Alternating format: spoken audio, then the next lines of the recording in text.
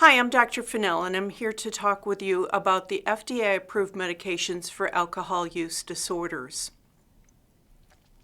The first objective is to understand the essential information, the name, dose, route, frequency, indication, action, and side effects that are important to educate people who are taking these medications for alcohol use disorders. There are three medications that I'll talk about in this module. Naltrexone, which was approved by the FDA in 1994 for use with alcohol use disorder, acamprosate, approved in 2004, and disulfiram, which was approved in 1951. The mechanism of action for the first medication, naltrexone, also known as an opioid antagonist, is that this blocks the mu-opioid receptor, and it leads to decreased amounts of dopamine that are released from the nucleus accumbens in the brain. Recall that dopamine is a neurotransmitter that allows us to feel pleasure, and when medications or when drugs are used, alcohol in this case is used, there's this flood of dopamine that accounts for that pleasurable sensation that people often report from drinking alcohol. This medication attenuates craving, that is, it decreases craving for alcohol. And what studies have found is the lower percentage of alcohol use days, fewer drinks per drinking day, longer times to relapse, more days of abstinence, and lower total alcohol consumption during treatment. Important information to know when initiating this medication is that at least 3 days of abstinence from alcohol are recommended, 7 if possible, and that's important to reduce the side effects, and particularly nausea is one of the common side effects. This medication is safe for patients to begin taking during medically supervised withdrawal or if they're actively drinking alcohol. In initiating the medication, it's important to do a physical examination because this is a Category C medication, also important to assess for pregnancy status. There should be a toxicology screen and renal function testing. And the importance of renal function testing is to establish suitability and also a baseline for comparison. Liver function tests are also important. This medication is generally avoided if the serum aminotransferase levels are more than 5 times the upper limit of normal. And finally, it's important to ensure that there's no regular or current use of opioids to avoid precipitating a withdrawal, because naltrexone interacting with those opioid receptors will quote-unquote knock the opioid off of the receptor and precipitate a withdrawal. The pharmacokinetics of this medication is that it's rapidly absorbed. There's nearly complete absorption with about 96% of the dose that's absorbed from the GI tract. The peak plasma levels occur within 1 hour of dosing. This medication binds to proteins, and so that's how it's distributed in the body, serum, and into the brain. It's metabolized through the liver. The clearance exceeds liver blood flow with more than 98% of the medication metabolized. And this also may undergo extrahepatic metabolism. And how it's eliminated from the body is primarily by glomerular filtration. Shown here are the dosing and administration for both the oral and the depot administrations. In the oral dosing, the duration of action is over 24 hours, so this is a medication that can be given once a day. Typically, the initial and maintenance dose is 50 milligrams a day, and for patients that are at risk for adverse events, such as women, younger patients, or people with shorter abstinence, the initial dosage may be 12.5 to 25 milligrams a day, and that also may be the maintenance dose as well for those populations. Higher doses of up to 150 milligrams per day may be effective for people with complicated conditions, and that may be people with severe alcohol use disorder and in combination with, for example, a major mental disorder such as schizophrenia. The depot medication is known as Vivitrol, is given at 380 milligrams every 4 weeks using a 1.5-inch 20-gauge needle and injected into the gluteal area. So as I mentioned before, the most common side effect for naltrexone is nausea, but you can see here that there are others including vomiting, headache, dizziness, fatigue, nervousness, anxiety, somnolence, and cellulitis. Cellulitis has been reported with the injectable form of naltrexone, the Vivitrol.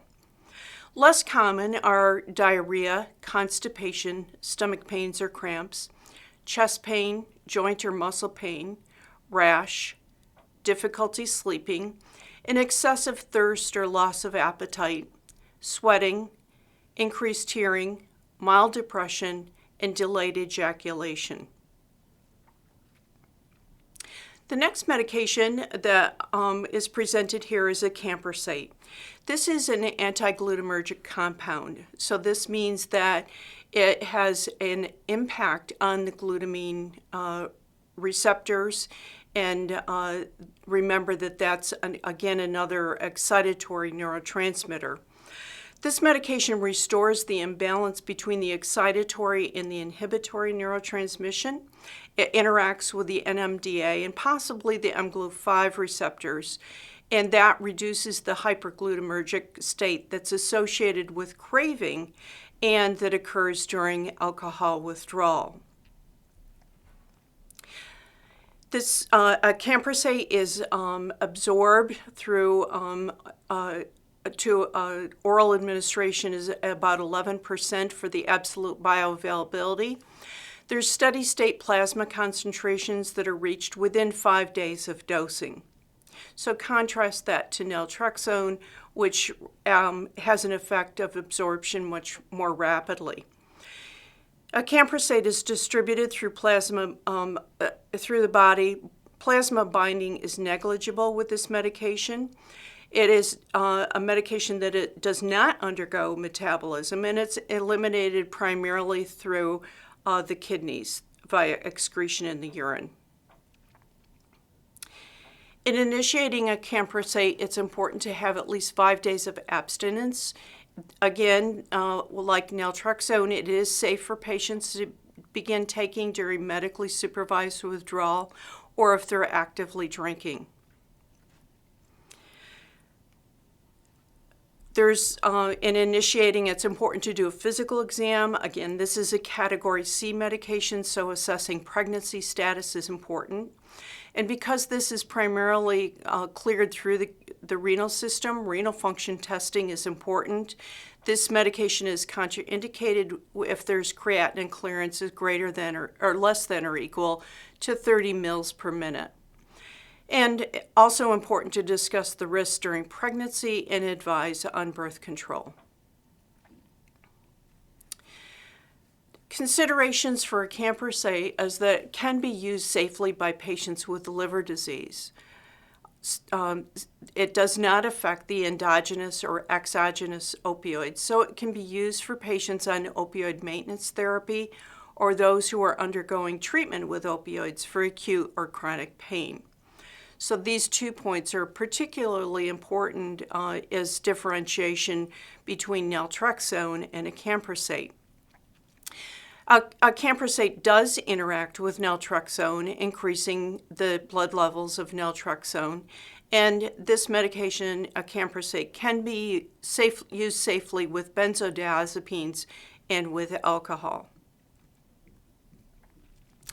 The dosing and administration is an oral dosing with peak effectiveness within 5 to 8 days.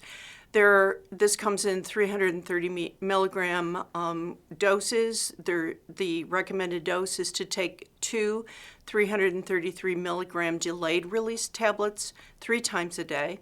And a lower dose may be effective and must be used with those who do have impaired renal function. The most common side effects for camprosate are diarrhea, and less common are suicidal ideation, intestinal cramping, headache, flatulence, increased or decreased libido, insomnia, anxiety, muscle weakness, nausea, itchiness, or dizziness. And the last medication, disulfiram, also known as Antabuse, which is one of our older medications, again approved by the FDA in 1951. Disulfiram acts very differently in contrast to naltrexone and camprosate, which have their primary action in the brain. Disulfiram inhibits the enzyme acetaldehyde dehydrogenase, ALDH, from converting acetaldehyde to acetate. So that ALDH is an enzyme that is present in the stomach, which breaks down alcohol to acetaldehyde to acetate. In taking disulfiram in conjunction with alcohol creates an acetaldehyde accumulation, and that produces an aversive reaction, which could be nausea, vomiting, diarrhea, breathing difficulty, skin flushing, dizziness, hypotension, and tachycardia. And the effectiveness of this medication results from the patient's avoidance of intentional effects from the alcohol-disulfiram interaction.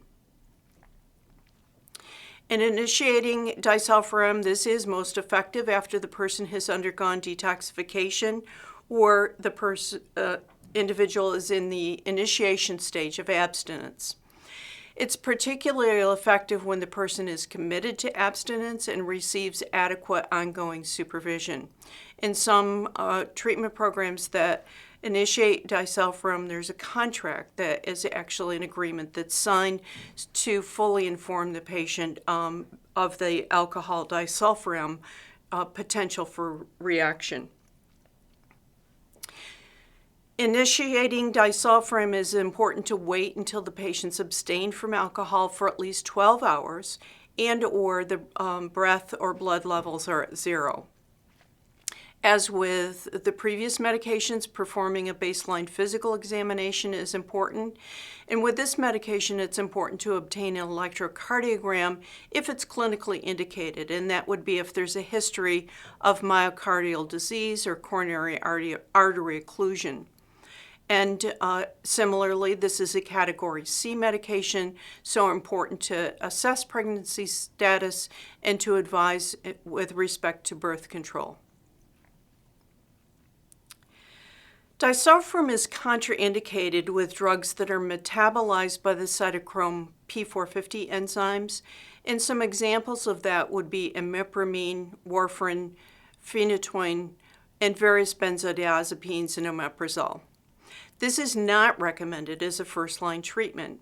Thankfully, we have newer medications with fewer side effects and also medications that really work at the primary root of the brain where alcohol has its primary effect. Disulfiram is not recommended for individuals with a history of psychosis, cardiovascular disease, pulmonary disease, previous renal failure, diabetes, or for those over the age of 60. Disulfiram is slowly absorbed from the GI tract. This medication peaks in 12 hours. It's highly lipid soluble, and what that means is that it's going to accumulate in the fat deposits. It's rapidly metabolized, and that metabolite is partially excreted by carbon disulfide in the expired air, and it's partly metabolized in the liver. This disulfiram is slowly eliminated with approximately 20% of the drug remaining in the body after 1 week. And again, keep in mind that this is a medication that's lipid soluble, accumulating in fat depots. So even after stopping the medication, there still may be disulfiram in the system.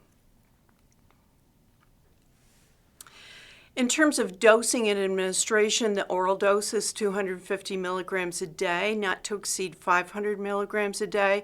And there are some individuals who cannot tolerate this well, and for whom 125 milligrams a day is effective. In terms of education, it's important to relay the reaction of alcohol and disulfiram. This occurs 10 to 30 minutes after alcohol is ingested. And some of the symptoms may be nausea, vomiting, diarrhea, breathing difficulties, skin flushing, dizziness, hypotension, and tachycardia. And an important point is that there can be a very severe reaction, and supportive measures may be needed to restore blood pressure and treat shock. Remember also, in terms of educating, that people who are taking disulfiram can have other ways of ingesting alcohol that may be sort of hidden. So providing education around the use of mouthwashes that may contain alcohol, colognes, or food products that may have even small amounts of alcohol can trigger a disulfiram reaction. The most common side effects of disulfiram are skin or acneiform eruptions. There may be an allergic dermatitis, mild drowsiness, fatigue, headache, impotence, and a metallic or garlic-like aftertaste.